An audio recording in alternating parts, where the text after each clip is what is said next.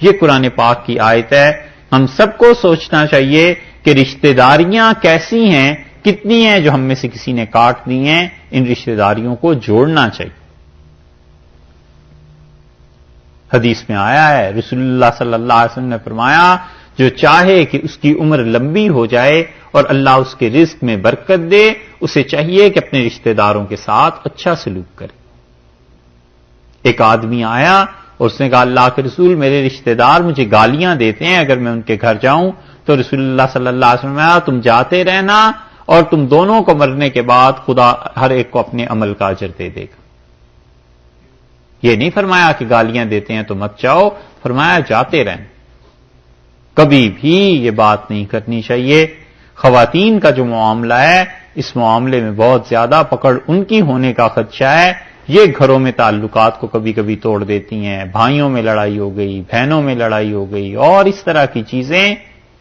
ان چیزوں کو اچھی طرح سوچنا چاہیے. اور اسی لیے رسول اللہ صلی اللہ علیہ وسلم اتنا زور دیتے تھے ان چیزوں پر کہ آپ نے فرمایا کہ تم میرے پاس لوگوں کی سفارش کرو، یعنی کوئی اگر مستحق ہے، ڈیزرو کرتا ہے کسی چیز کو، تو آپ نے فرمایا تم مجھے بتایا کرو تاکہ میں اس آدمی کا کام کروں اور اس پہ اللہ تمہیں اجر دے گا.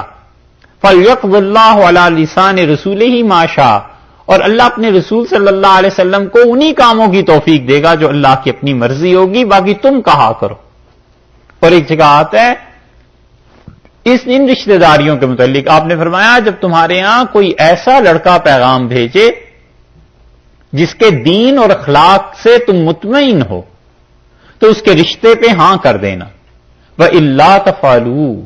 اور اگر تم نے رشتہ دینے سے انکار کر دیا تَكُنْ فِتْنَةٌ فِي الْأَرْضِ. زمین میں آزمائش ہو جائے گی اس آدمی کی، اس لڑکے کی. وَفَسَادٌ كَبِيرٌ. اور بڑا فساد پھیل جائے گا معاشرے میں. اس رشتے سے نہ کرو.